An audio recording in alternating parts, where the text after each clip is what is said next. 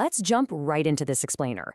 Today, we're decoding exactly why your brain falls for trap answers and how something called the shopping list strategy is going to build you some pure, focused confidence.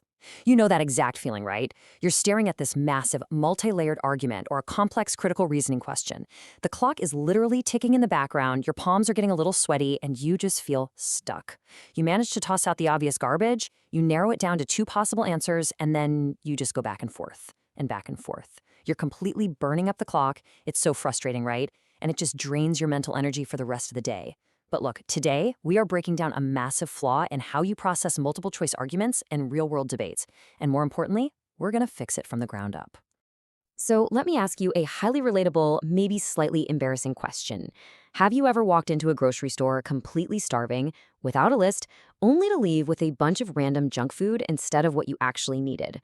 You walk in, fully intending to buy chicken and broccoli, but you end up just kind of wandering down the aisles, you smell the bakery, you see the bright packaging, and suddenly you're grabbing a bunch of random things that look amazing on the shelf, but absolutely are not what you came for.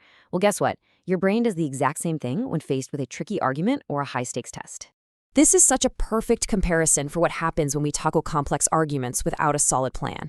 We constantly get distracted by these shiny, beautifully worded, but entirely logically hollow trap answers. See, the people designing these tests and arguments, they know exactly how human psychology works. They specifically designed the wrong choices to look incredibly tempting, literally like flashy junk food packaging.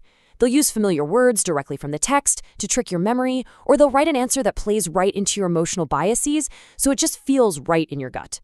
If you go into those answer choices with a no-plan brain, you're essentially walking into that grocery store blind. You're going to buy the logical junk food. We need to upgrade you to the shopping list brain. This brain completely ignores the flashy packaging and strictly hunts for logical facts and the exact answer needed to actually solve the problem. Now, to understand why this junk food trap works so unbelievably well on us, we've got to look at how you approach reading in the first place. Think about when you try to read, but your mind is stuck on, say, an angry email you forgot to send, or just the anxiety of that ticking clock. You fall into what we call the trap of passive reading. This is where you're absorbing information without any critical filter whatsoever. It's basically pretend reading. Your eyes are moving across the page, sure, but your brain is completely checked out, drowning in background noise. Because you didn't actively deconstruct the information in real time, when you finally hit the potential solutions or counterarguments, you've got zero filter to protect you. You are essentially showing up to an intellectual fight with one hand tied behind your back. But hang on, don't worry, we're actually going to tackle this exact background noise issue in just a second when we talk about clearing your workspace. But first, here's a bit of a brutal reality check for you. Test makers, debaters, high-level analytical writers, they do not blow smoke. So you have got to stop treating critical details like background noise. If you ever catch yourself reading an argument and thinking, this sentence is just filler, I need you to stop immediately. In high-level critical reasoning, there is absolutely no fluff. None. You really need to internalize this rule. Every single word is there to do a specific job. They do not waste ink. Every single adjective, every tiny transition word like however or moreover, they fundamentally shift the meaning of the argument. You've got to respect the text and treat it with intense focus. So, how do we actually take back control here? Well, to stop buying that logical junk food, we have to completely overhaul our process using the 5-step detective system.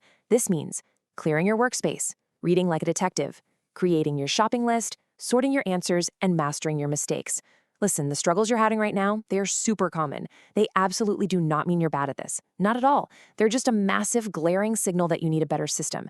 And this specific roadmap is designed to take all of your frustration, eliminate the ambiguity, and turn it into bulletproof critical reasoning. All right, step 1. This requires you to physically clear your mental workspace. How? By literally jotting down any nagging thoughts on scratch paper so you can commit 100% of your brain power to the text. Before you even lay eyes on a single word of a new problem, you must stop and take a breath. If the last argument is still nagging at you and wrecking your focus, grab your scratch paper right then and there and jot down a quick note to deal with it later. Like if you're stressing over a math question you flagged earlier, physically write "Review question 12" on your paper. This simple little act gives your brain permission to just let it go. Get it out of your head and onto the page, completely freeing up your cognitive bandwidth for the task right in front of you. Moving to step 2, you must read like a detective. Look, this isn't a passive stroll through the park. It's a gritty, continuous process of interrogation. You have to treat every single sentence like it's a vital clue in a criminal investigation. Read one sentence, stop, and ask yourself, okay, Is this a hard fact, or is it just the author's opinion? What is the actual claim here? Once you categorize it and translate it into your own simple words, only then do you move on. And when you read the next sentence, force your brain to connect the two. Don't just make a mental list. Ask yourself exactly how this new piece of info connects to what you read a second ago. Does it support it? Does it contradict it? You're building the puzzle, piece by piece. Now for step 3. This is the ultimate game changer, creating your mental shopping list. Before you even let yourself peek at the answer choices, you have to figure out exactly what you need. Going from being reactive to being proactive is the absolute core of this entire methodology. Ask yourself, what's the missing link in this argument? What specific evidence would prove this conclusion absolutely right or undeniably wrong? You've got to formulate that required piece of information in your mind first. Let's say you know you need an answer that explains why profits dropped despite rising sales. Well, that is your shopping list. You walk into those answer choices looking only for that exact mechanism. This mental shopping list keeps you hyper-focused and ensures you leave the passage with exactly what you came for, totally ignoring all those shiny rebuttals and tempting junk food answers. To actually execute this without getting completely overwhelmed, you need this ultimate psychological cheat code. Physically write down your options to get them out of your head. This frees up your processing power for actual thinking. I mean, do you ever get into that nightmare scenario where you mentally cross out all 5 possible answers and then realize you have to start all over again? Stop tracking this in your head. Physically write down A, B, C, D, and E on your scratch paper. There is literally no tax on writing, so use it to your advantage.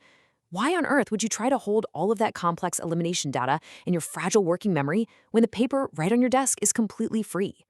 Okay, step 4 is sorting using the traffic light system. A red light means it's obviously wrong, a green light means it looks fantastic, and a yellow light, maybe, can actually turn out to be the right answer if everything else is a definite no. With your strict shopping list in hand, you aren't just solving anymore, you're sorting. If an answer is obviously wrong, put a big X next to it on your paper. Boom, red light. If it looks fantastic, green light. But that yellow light, that is your secret weapon.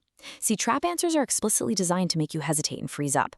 Giving yourself permission to say maybe by marking it with an exclamation point on your paper prevents you from getting stuck on one confusing option and burning up the clock.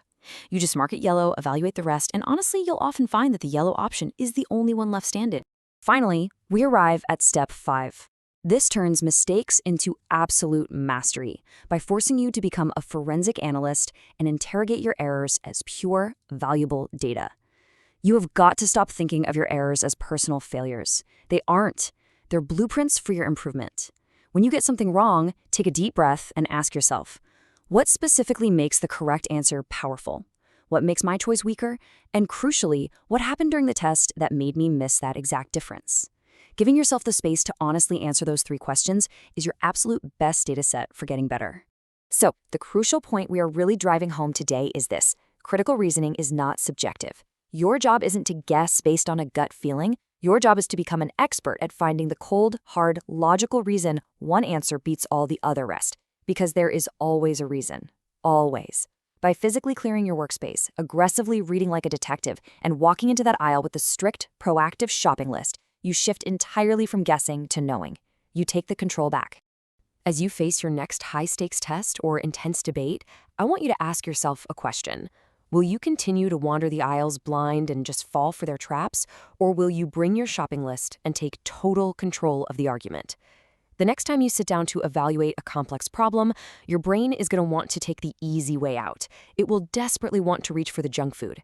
Don't let it. Stay sharp, trust the 5-step detective process, and I will see you in the next explainer.